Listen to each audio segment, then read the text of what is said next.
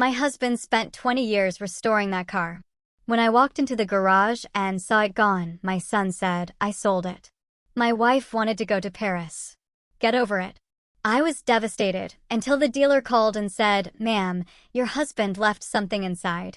You need to come here right now. Oh, I still remember that morning like it was yesterday. My late husband's garage door, just wide open. That's when the cold dread hit me. 20 years of Dennis's life, of his passion, gone. His beloved Shelby vanished overnight. And then, the gut punch, my son, Brian, had sold it. For a measly $15,000, just so his wife, Vanessa, could have her Paris business trip. I felt an emptiness so profound it echoed in my bones. But then, the very next morning, my phone rang.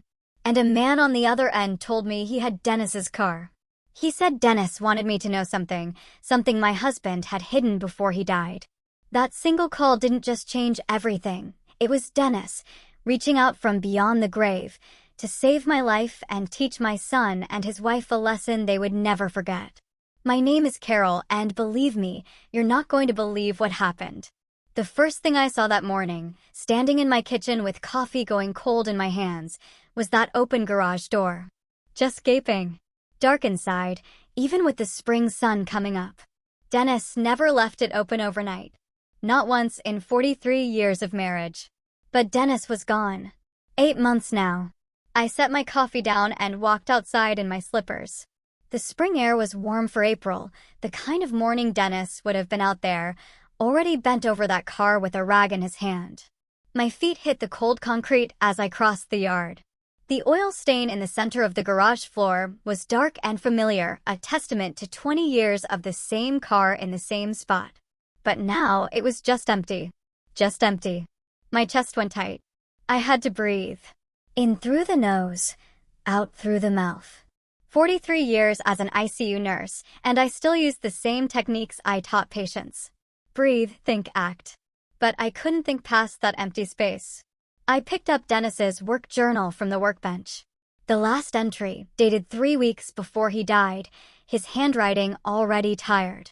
Almost done. 20 years on this beauty. Can't wait to teach Carol to drive her properly. Our retirement road trip starts next summer. That's when I heard it. A car engine. Brian's black BMW pulled into my driveway. He got out, 38 years old, and he still couldn't look me in the eye when he knew he'd done something wrong. Vanessa stepped out of the passenger side. Perfect, as always. Designer sunglasses, clothes that probably cost more than my grocery bill. She just stood there, watching me in my slippers in the empty garage. Mom, Brian started, stopping at the edge of the driveway. I cut him off. Where's the car, Brian? His jaw tightened. That's what I need to talk about. Where is it? I sold it. The words didn't make sense at first. Like a foreign language, my brain struggled to translate. You what? I sold it. Yesterday. He looked at the empty garage, then the ground. I needed the money. Vanessa's been planning this Paris trip for months. It's important for her business connections. I couldn't let her down. The tightness in my chest spread. My hand shook. That was your father's car. It was just sitting there, he said, defensive. Dad's gone, Mom. You don't even drive it. It was his. Past tense. He finally met my eyes, red-rimmed and tired. I got a good price for it, too. $15,000. That's fair for a car that old. $15,000. For a car Dennis had spent 20 years restoring, piece by painstaking piece. A car he'd promised would stay in the family. I wanted to scream, to grab him and shake him until he understood the magnitude of what he'd done. But the nurse in me kept my voice steady, even as everything inside me shattered. When did you take it? Yesterday afternoon. You were at the store.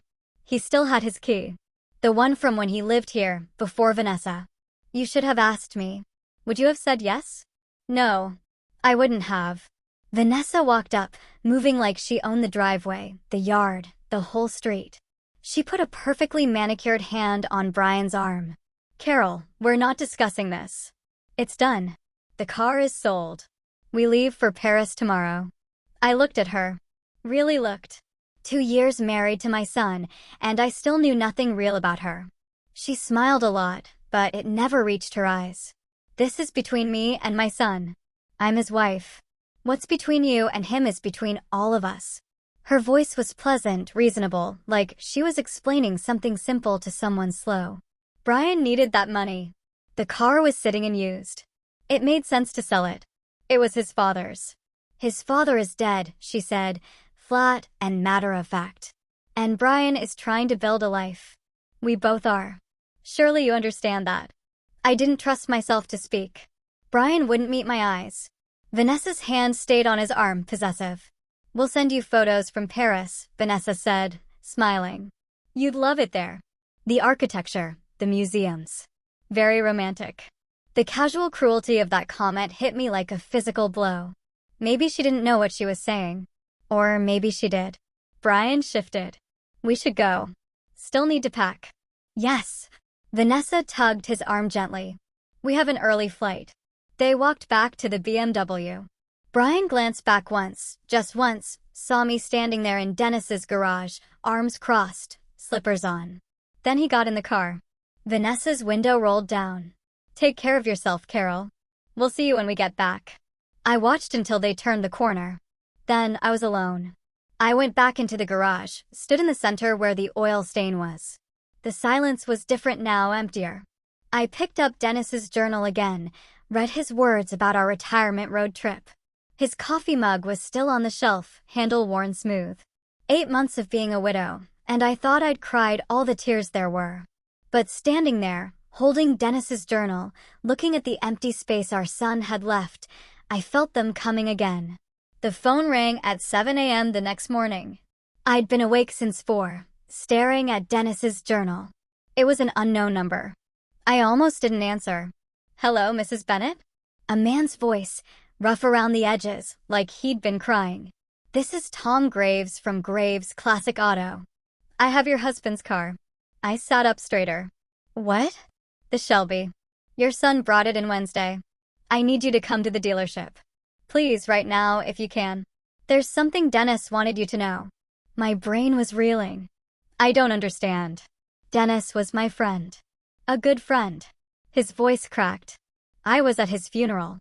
I should have spoken to you then, but I couldn't. I'm sorry. Please, Mrs. Bennett, can you come? I remembered him now. A gray-haired man at the back of the funeral home. Where are you? He gave me an address in an industrial area. I'll be there in 30 minutes. I drove across town, my hands tight on the steering wheel. Tom Graves, about 65, was waiting outside the clean, modern building. His eyes were red. Mrs. Bennett, thank you for coming. You're Tom. Yes. His grip was firm, but his hand shook. Your husband saved my life 25 years ago. I needed a business loan. Had a dream of opening this place. No bank would touch me. Dennis. Co-signed for me. Risked his own credit and savings for a stranger. I paid back every penny, but the debt went deeper than money. He wiped his eyes. This dealership exists because of him. He continued, his voice rough. When your son brought that Shelby in Wednesday, I knew it the second I saw it. Dennis talked about that car every time we ran into each other. He was so proud of it. Brian said he sold it for $15,000. Your son had no idea what he was selling. I asked him if he knew the value. He said $15,000 sounded fair. My stomach dropped. What's it really worth? Tom met my eyes. Around $180,000. It's a documented 1967 Shelby GT500, one of 1,500 ever made. Dennis restored it to museum quality. The number didn't make sense. Couldn't make sense. 180,000? Yes, ma'am. Brian sold it for 15. Yes. I sat down on the curb. Just sat. Tom sat next to me. We stayed like that for a minute. I bought it from him, Tom said finally. Paid him the $15,000 because he was desperate. Said something about a Paris trip with his wife. But Mrs. Bennett, that car was never mine to keep. Why are you telling me this? Because Dennis made me promise. 2 years ago. Tom stood, held out his hand. Come inside. There's something you need to see. He led me through the building to a vast garage. He stopped at the last car under a cover and pulled it back. The Shelby sat there, gleaming. Burgundy paint, perfect chrome. I walked toward it slowly, put my hand on the hood. The metal was cool and smooth. I could feel Dennis in every line. I opened the driver's door, sat in the leather seat. It smelled like our garage at home. The steering wheel was worn where his hands had gripped it. Tom leaned against the door frame. 2 years ago, Dennis asked me to help him install something. A hidden compartment. I looked up. Why? He said if anything ever happened to him, I needed to make sure you knew about it. Made me swear.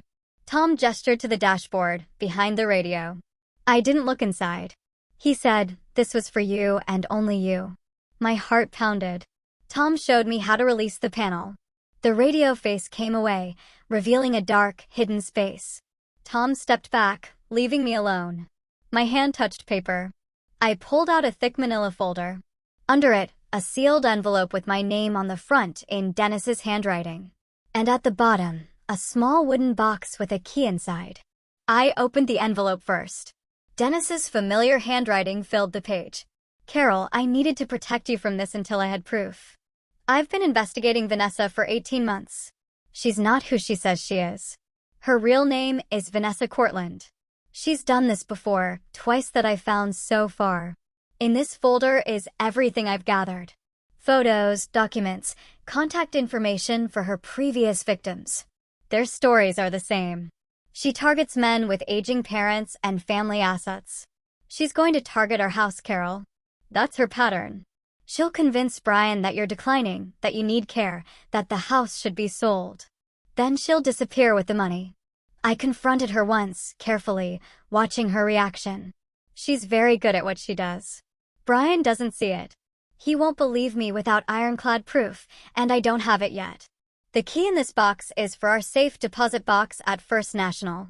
Box 447. Inside are stock certificates I bought in 1994 as a favor to a patient. Check the current value. You're taken care of financially. Tom knows to call you if anything happens to this car. He's a good man. Trust him. Protect yourself. Protect our son. He's a victim in this, too. I love you. I'm still protecting you, Dennis. I read it twice. My hands shaking. Dennis knew. He knew about Vanessa.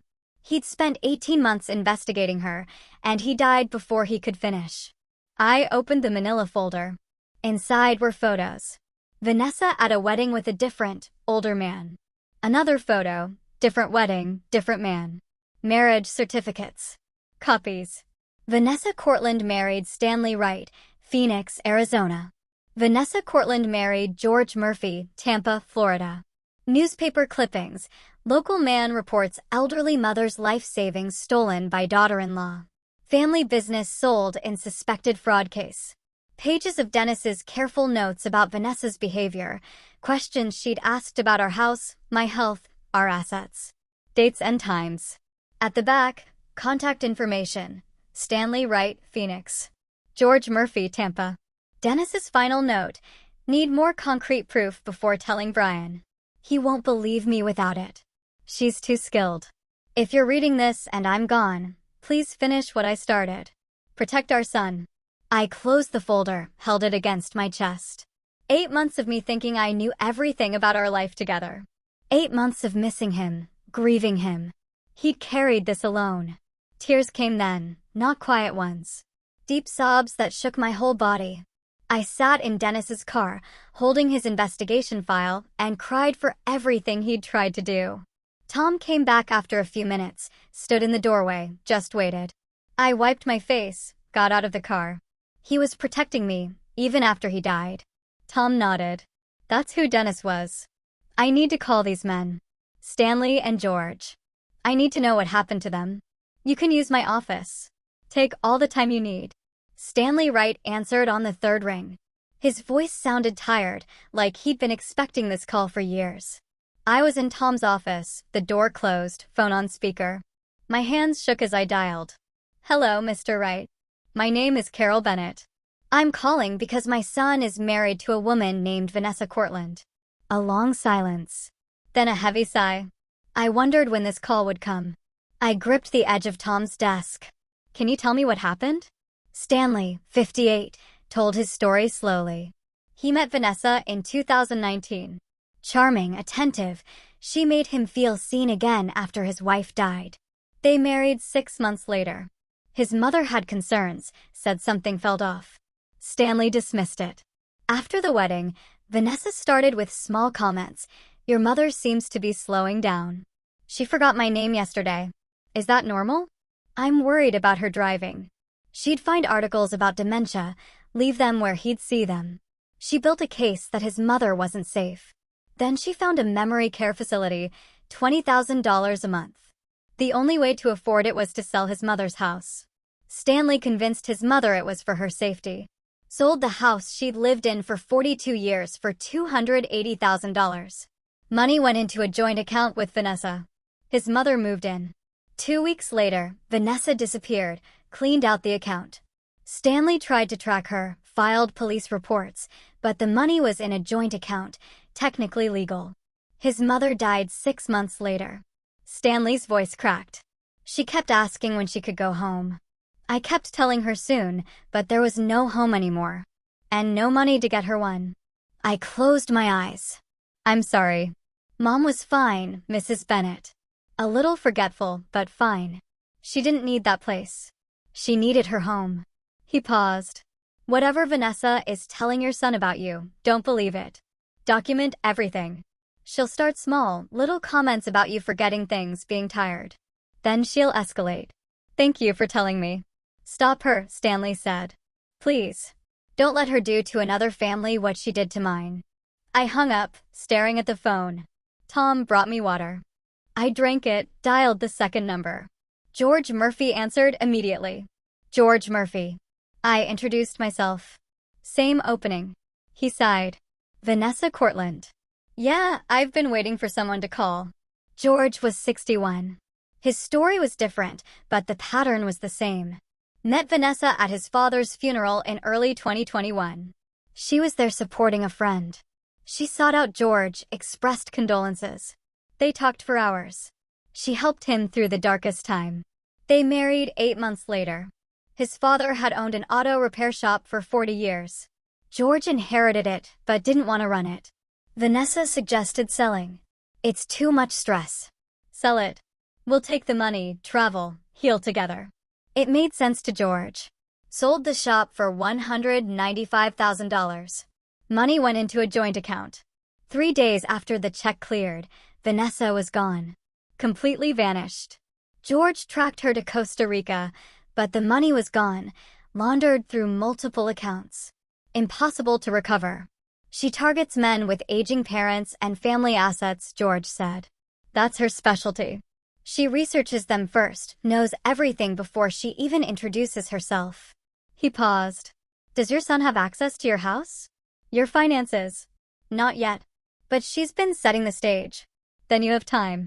Stop her before she gets him to sign anything. After I hung up, Tom and I sat in silence. Dennis suspected all of this, Tom said finally. He came to me 6 months before he died, asked me to help him. Said he had a buddy, a private investigator, Peter Coleman. They were working together. Why didn't Dennis tell me? He said he needed ironclad proof.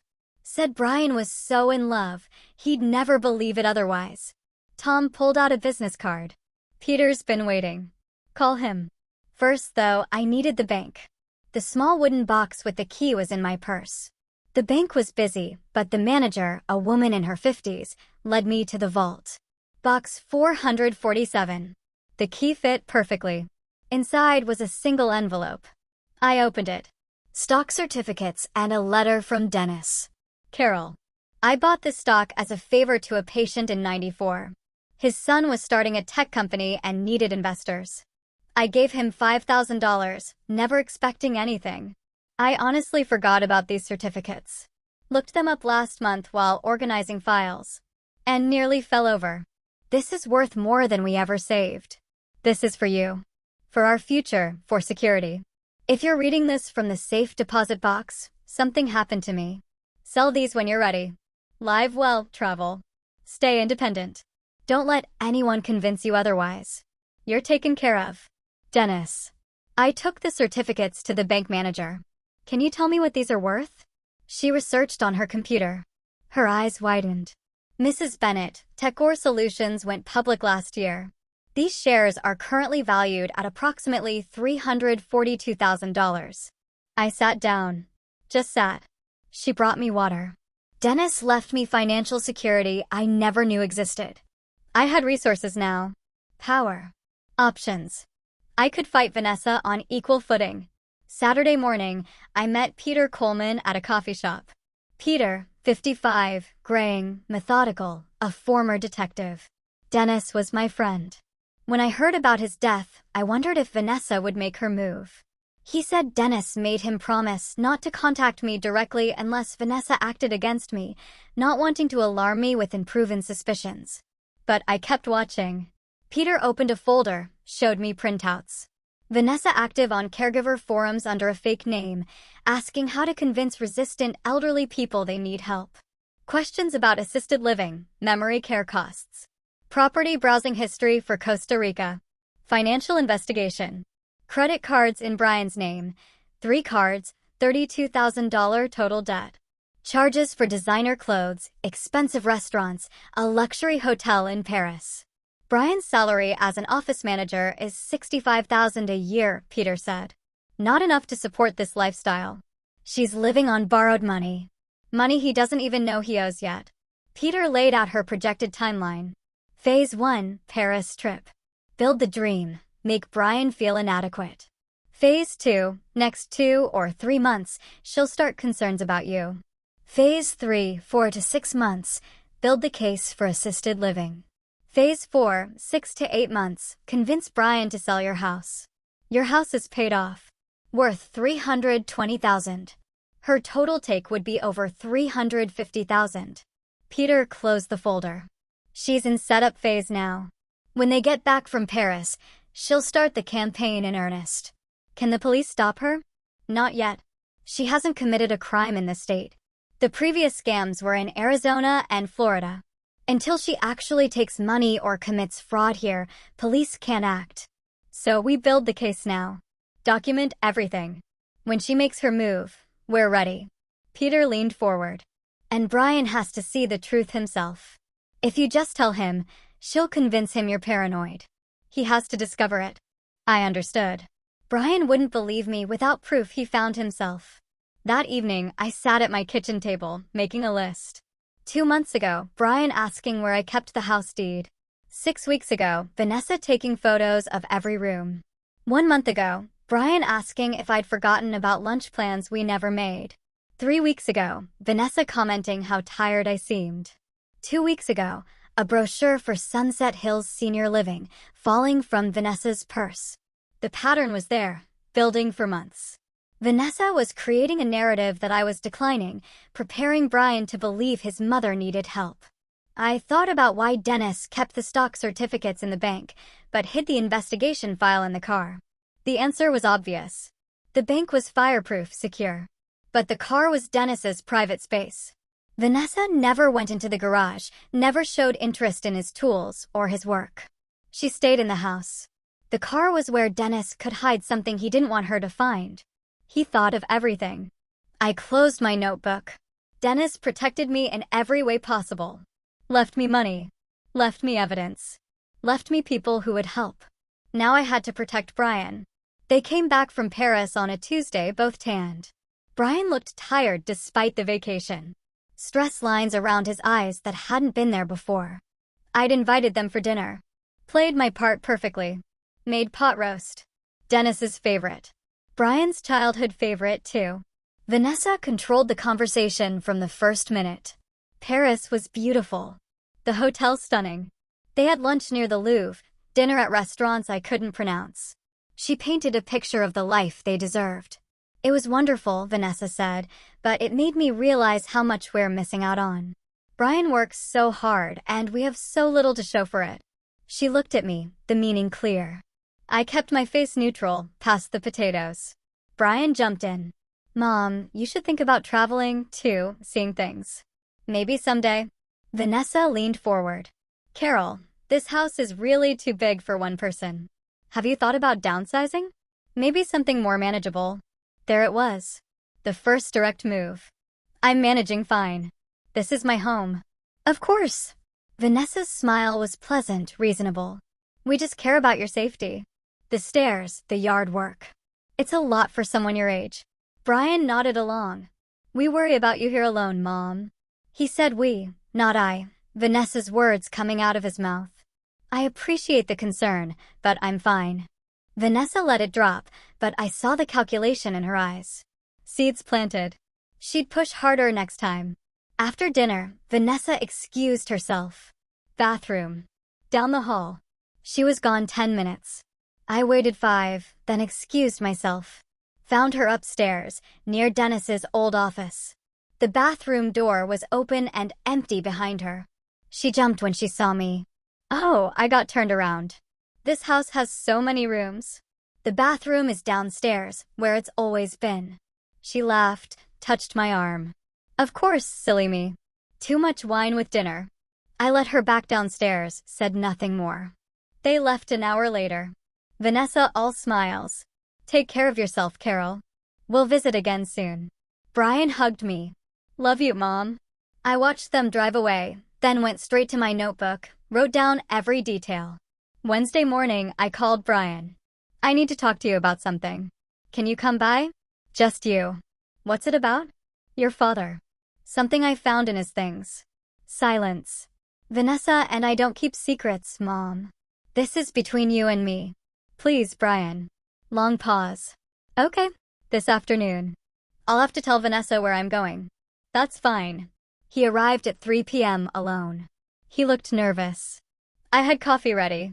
Dennis's investigation file was on the kitchen table. Brian saw it, and his shoulders went tight. Mom, if this is about the car again, sit down, please.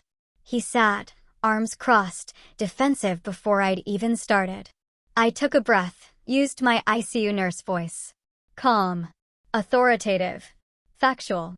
Before I show you anything, I need you to listen. Really listen. Can you do that? This feels like an ambush. It's protection. I showed him Dennis's letter first. Put it in his hands. Brian read it, color draining from his face. Dad was investigating Vanessa for 18 months before he died. His reaction was instant. Anger. Denial. Dad never liked her. He was paranoid about everything. This is ridiculous. I stayed calm. Look at the evidence. I spread the photos on the table. Vanessa at 2 different weddings with 2 different men. The marriage certificates. Vanessa Cortland married Stanley Wright. Vanessa Cortland married George Murphy. Brian stared at them. This could be anyone. Someone with the same name. Call them. Ask them about their wives. I handed him the paper with phone numbers, written in Dennis's careful handwriting. You want me to call random strangers? They're not random. They were married to your wife before you.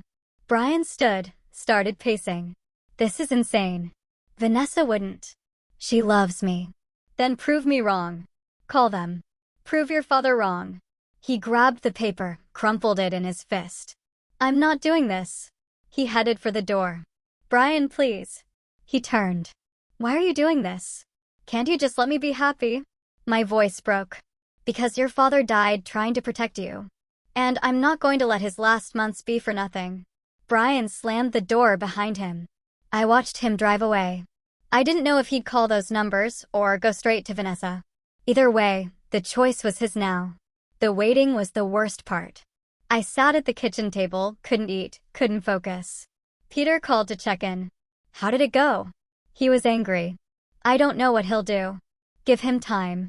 The truth has to sink in. But time felt like it was running out. At midnight, the phone rang. Brian's name on the screen. Brian? His voice was wrecked. Raw. I called them. Mom, I called them both. He was crying. What did they say? Everything. Stanley's mother. George's father's shop. It's the same. Exactly the same story. My heart broke for him. I'm so sorry. I went home after I left your house. I was so angry. His voice shook. But I kept thinking about Dad, about those marriage certificates. So I decided to test her. Just ask simple questions. I asked where she grew up, what her maiden name was. Tell me about your family. He took a shaky breath. Her answers were different. Not just a little different, completely different from things she told me before. Different town, different college, different everything. What did you do? I pushed. Asked about the credit cards Peter found. The ones in my name I didn't know about. Brian's voice went flat. Her whole face changed, Mom. Like a mask came off. She said they were business investments. I wouldn't understand. So I asked what business, asked her to show me. She said she didn't have to prove anything to me, that I should trust my wife. I kept pushing. Said I wanted to see the statements. They're in my name. She packed a bag right then. No more pretending. Said I was weak. Said I was just like what Dad said. Just like all of them. His voice broke. She walked out. Just got in her car and left. I've been calling her phone. She won't answer. Stay there. I'm calling Peter Coleman. I hung up and dialed Peter immediately. He answered on the first ring. I'm already tracking her through the credit cards.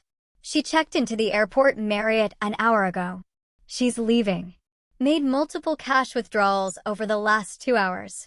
Got about $12,000 total. And she just booked a flight. He paused. Mexico City. 6 a.m. departure. One way. My stomach dropped. She's running. Yes, but I found something else. Vanessa Cortland is a stolen identity. The real Vanessa Cortland died in a car accident in 2018. This woman's real name is Linda Marsh. She's wanted for fraud in 2 other states under different names. Can the police stop her? I've been in contact with detectives in Arizona and Florida. They'll issue a warrant.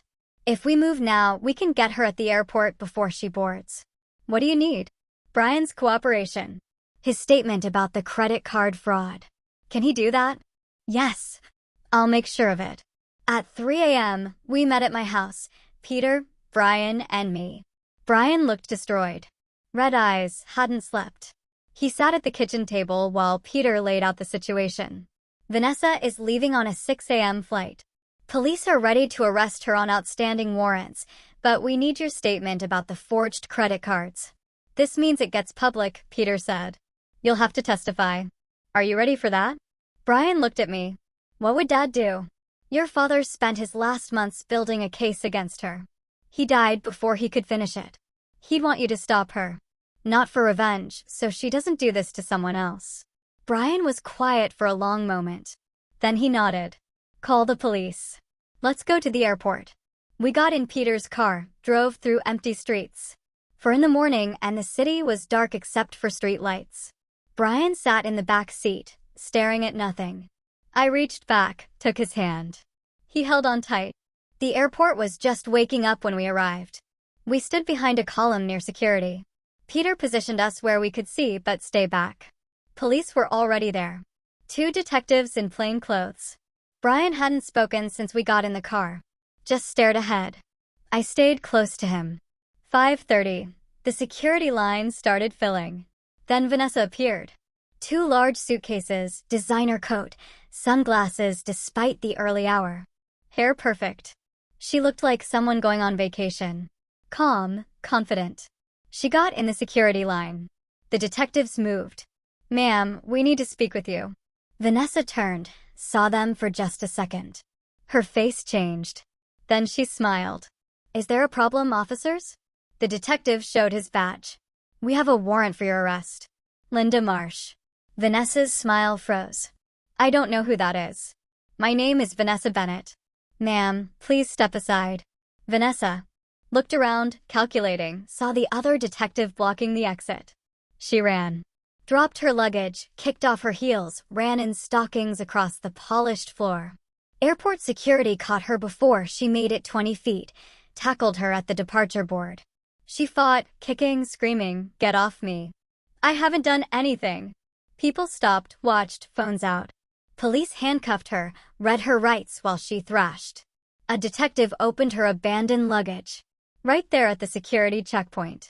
Inside the first suitcase were clothes, toiletries. Inside the second, stacks of cash, rubber banded. $48,000, the detective would tell us later. A passport with her photo, but a different name, Linda Brennan. Documents, bank account numbers, an external hard drive. The detective held up the passport. Want to explain this? Vanessa spat at him. They lifted her to her feet. She was still fighting when she saw us. Saw Brian standing 30 feet away. Me beside him. She went completely still. Then her face transformed. Pure rage. You! She lunged toward him. Police held her back. You did this. Brian flinched. You're pathetic. Vanessa screamed. Weak.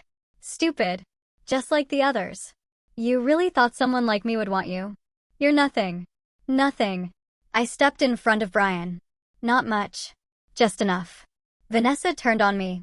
And you, interfering old woman. This was mine. My score. 3 years I spent on this. You should have minded your own business and died already. Her voice echoed through the terminal. People staring, recording. I didn't react. Just stood there, kept my hand on Brian's arm. Police dragged Vanessa away. She was still screaming threats, her voice fading as they took her through security doors. Then she was gone. Brian stood frozen, shaking. Let's go home, I said.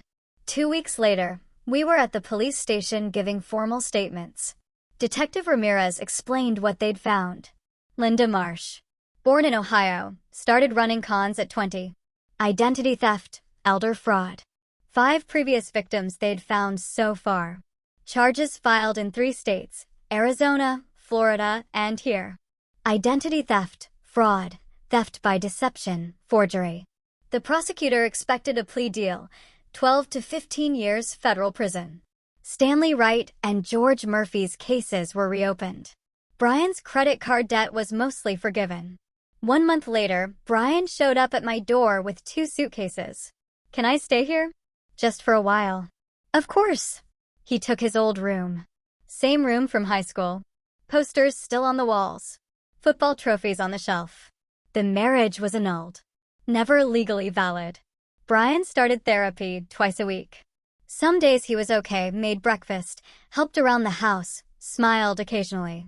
Some days he barely spoke, stayed in his room. I didn't push, just kept the space safe, made his favorite foods, left lights on, kept coffee ready. Years as a nurse taught me about healing. It's not linear. It's messy. It takes time. 2 months after the airport, the prosecutor called. Vanessa took the plea deal. 12 years federal prison. I told Brian over dinner. He just nodded. Didn't say anything. That Saturday, I found him in the garage. He was sitting on Dennis's old work stool, holding the work journal, tears running down his face. I stood in the doorway, waited. I found this on the workbench. His voice was thick. Started reading. He opened to a page from years ago. Dennis's handwriting. Taught Brian to change the oil today. He's 12, old enough to learn. His hands are still small, but careful. He listened to every word. So proud of him. Brian's hands shook. Another entry from later. Brian came by to help with the engine rebuild. We worked all afternoon. Barely talked. Didn't need to. These are the days I'll remember.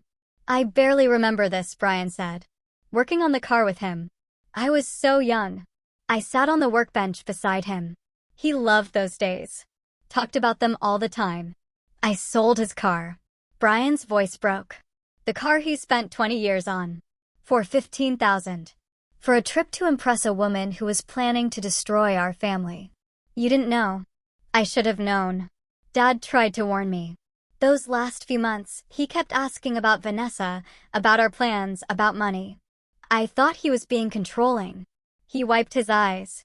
Last conversation I had with him. We argued about her. I told him to back off, to let me live my life. He died a week later. I never apologized. My throat was tight. He knew you loved him. Brian shook his head. How could he? I chose her over him, over you, over everything he taught me. I pulled out the letter Dennis had left in the car. The one about needing proof before telling Brian. I'd been carrying it with me, waiting for the right moment. Read this. Brian took it. Read Dennis's words about not wanting to break his heart without ironclad proof. About loving him. About Brian being a victim, too. He understood. He knew Vanessa was good at what she did. He didn't blame you. Brian broke down completely.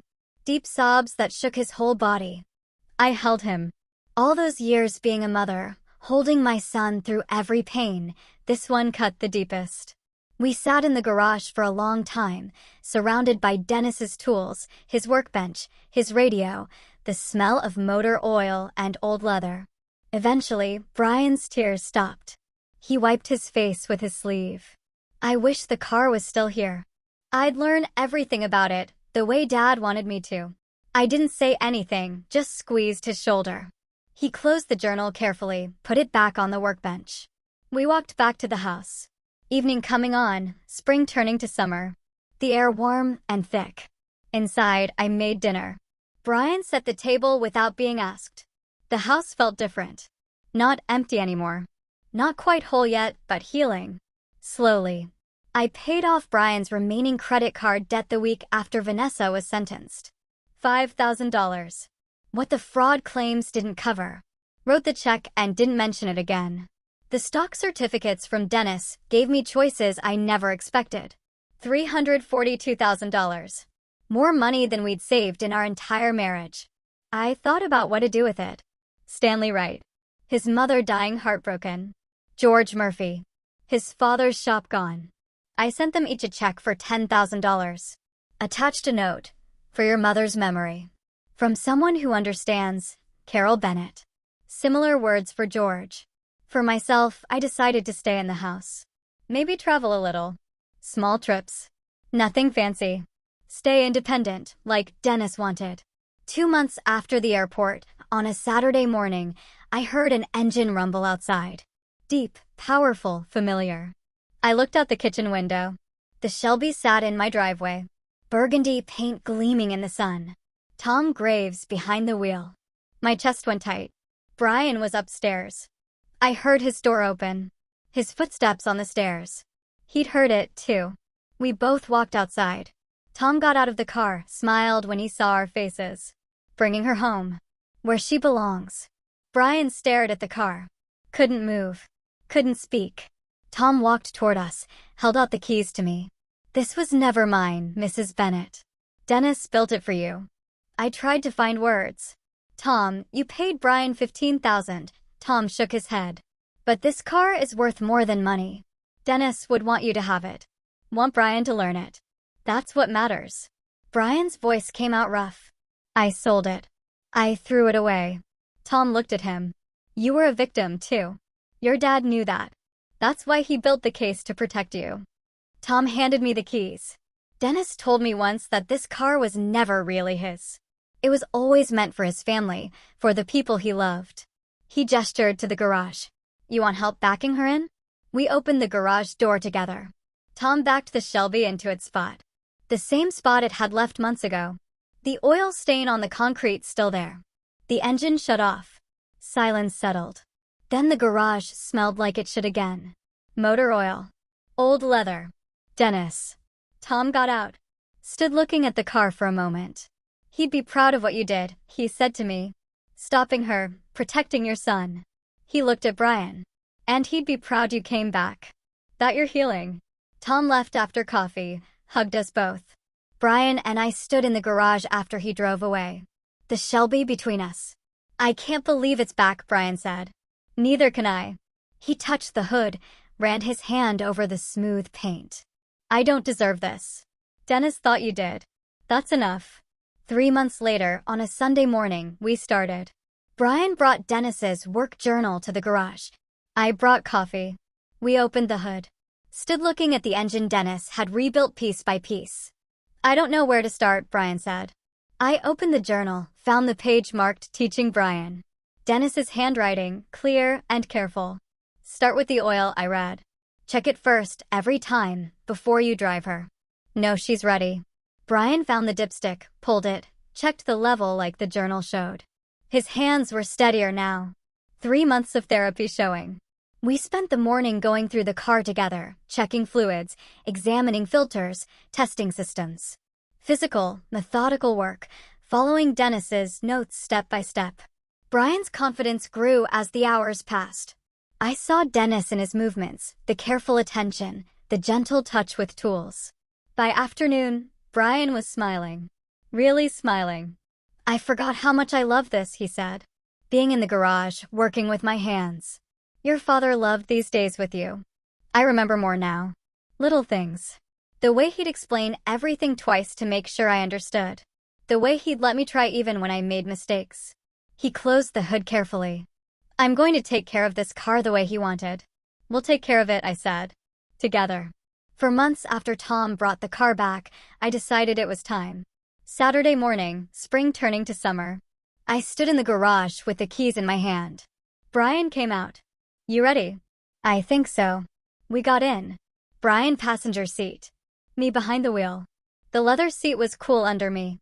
The steering wheel worn where Dennis's hands had gripped it for 20 years. I adjusted the mirrors, checked everything like the journal taught us, started the engine.